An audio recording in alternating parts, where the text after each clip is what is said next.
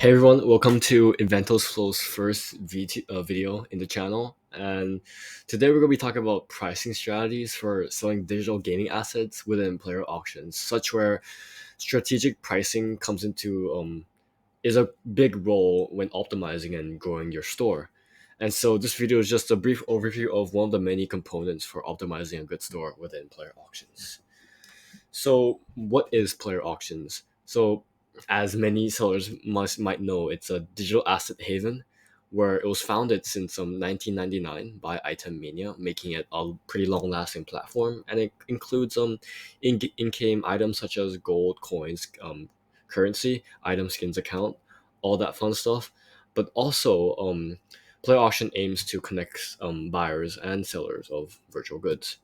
And so yeah, I think that player auctions is one of the many big one of the many big marketplaces out there for digital gaming assets, and I think pretty much it's pretty worth learning the specific features of it. So yeah, I'm looking into SimilarWeb. So its current global rank is at around 15K, with a country rank in United States of 9K and a category rank of 270, making it a quite promising marketplace and probably a very lucrative marketplace to sell your products there on. So yeah, very worth learning the strategies within player auctions. So first point I want to talk about is market research. So unlike physical items, digital goods are intangible, so it's quite difficult to assess user experience, which means that more time should be allocated towards market research. And so since digital items introduce the scope of intangibility, it also entails rapid scaling, such where you could um, post and upload bulk items in a matter of seconds rather than having to pack physical items and delivering it to someone. And so, yeah, that's why rapid scaling is a very big topic when it comes to digital items. And so that's why research makes a difference. Another point to focus on is to when in terms of market research, it's important to focus solely for price values within player auctions and kind of disregard the other sites during the price selection process. And so player auctions is notoriously known for having insane tax rates and just being a high priced marketplace in general, such where a lot of the items that are sold on the other websites don't have they aren't as expensive as in player auctions, I would say. So yeah, okay. So while researching other platforms is okay, I feel like you should prioritize player auctions as your main source of market data. And so, one last key detail is that many of the customers who use player auctions usually stick with player auctions since they have a very sophisticated and annoying verification process. Well, maybe cut the annoying part, but yeah, they have a very how do you say it, hard hard process to get verified. So once buyers are verified, they feel as though it's very safe and secure during transactions, and so they would stick with player auctions. And so you should that's why you should base your pricing based on what items sell on player auctions, since people who buy from player auctions usually stay there. Yeah, so to summarize this, research is the key to competitive pricing on player auctions, and so it's important to stay update since prices change fast given the intangibility of the products. So yeah, it's important to keep eye on current trends within player auctions. So one of the strategies I like to use in player auctions is how checking click rates. So in player auctions, you're able to click on an offer, and it shows a specific numeric value of how many click rates there are within the time that's been posted.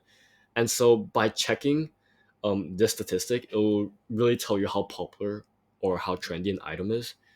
And so it's a point to measure this over time, especially since, as you can see in the next slide, I screenshotted one of the offers I seen up for a Fortnite account. And so since player auctions, they have a 1 month expiry offer limit, and so which means that when you post your offer, it only lasts for 1 month. So looking at the offer ends section, so the farther away the date is from the present day, it means that the more recently they have posted it. So seeing that and so understanding that, you could kind of compare the offer views versus the time and see how much clicks it has gotten over the past week or so.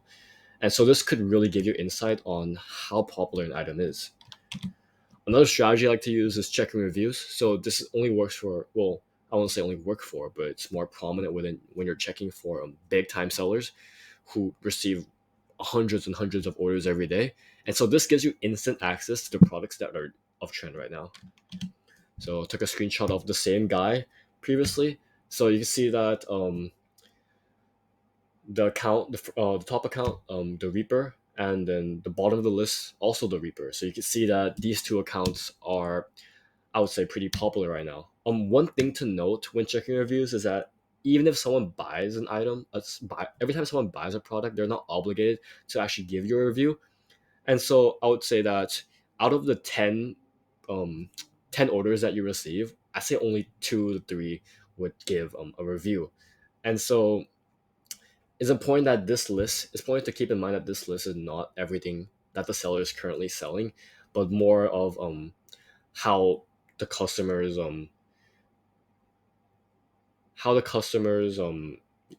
review that specific product. And so seeing that there are 2 reviews for the Reaper in this list, I could probably deduce that he has probably sold over 20 the Reaper accounts and he has gotten 2 reviews out of that, which means that that 20 is almost like the gold mine. So understanding that really gives you more deeper insight on the trendy products. Such where now I understand that the Reaper from as the Fortnite account is trendy.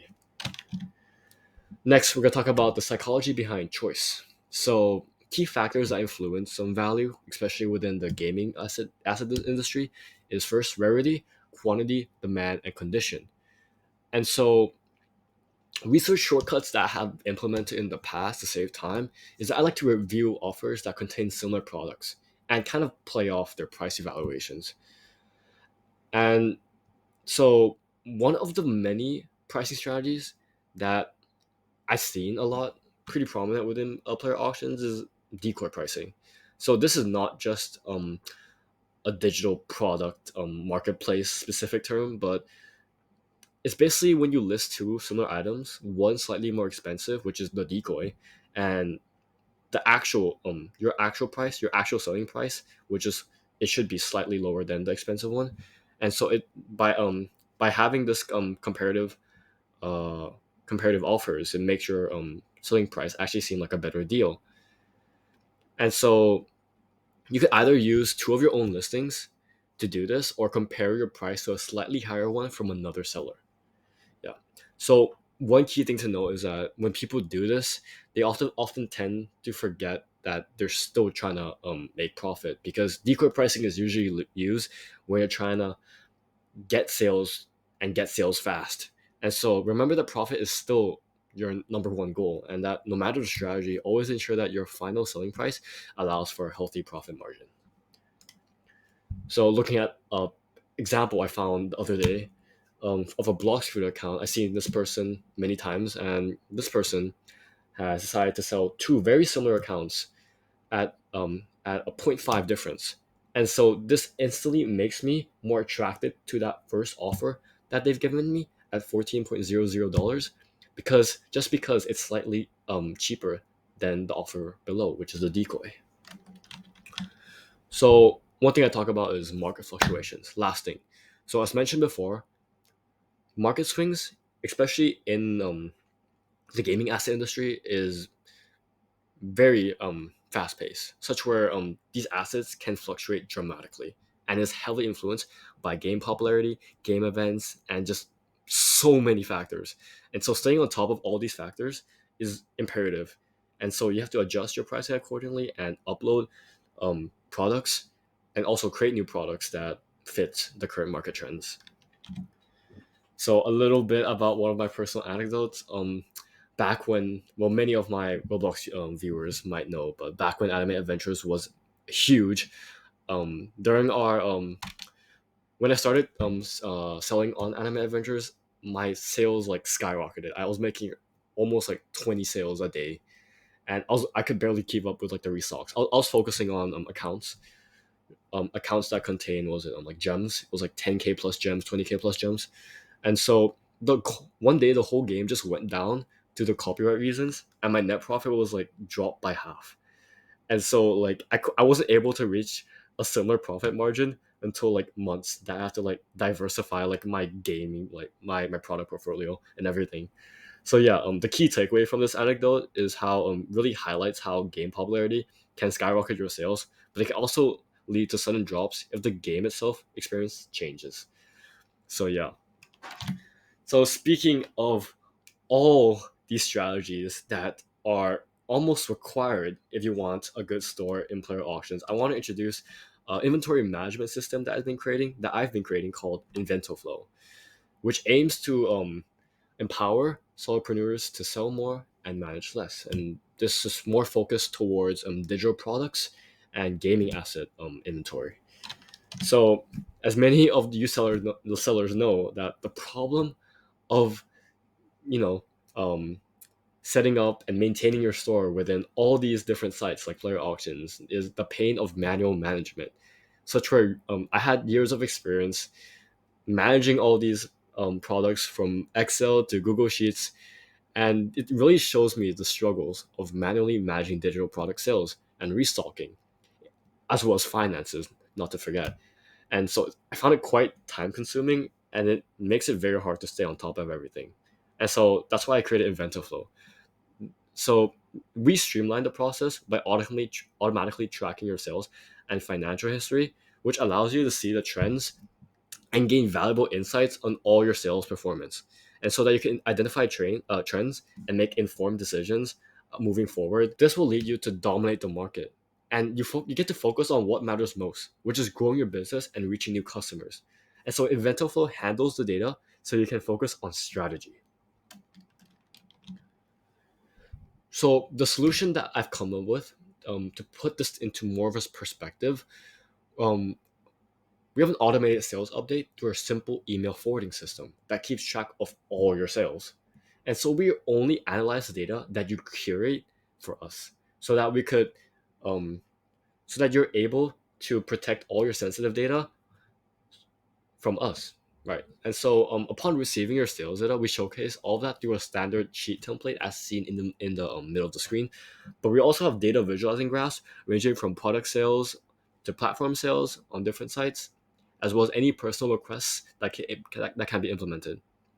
And lastly, we have financial tracking ranging from gross revenue to automated site tax like player auctions. 13% tax for accounts is actually insane. Anyways, we also include investment all the way to your bottom line take home. So you spend less time on data management and more times on sales. So you get, in the end, more money. So right now we're offering these services free of charge, considering how we're just a new startup, and I'm more than happy to work with any seller to get their needs met and really maximize their shop's optimization and growth. So if you want more content, I'm not just here trying to sell you something, but if you want more content covering other strategies specific to player auctions or any other gaming asset related topic, please let me know. And so yeah, thank you so much for watching, and please don't forget to subscribe for more. Thank you so much.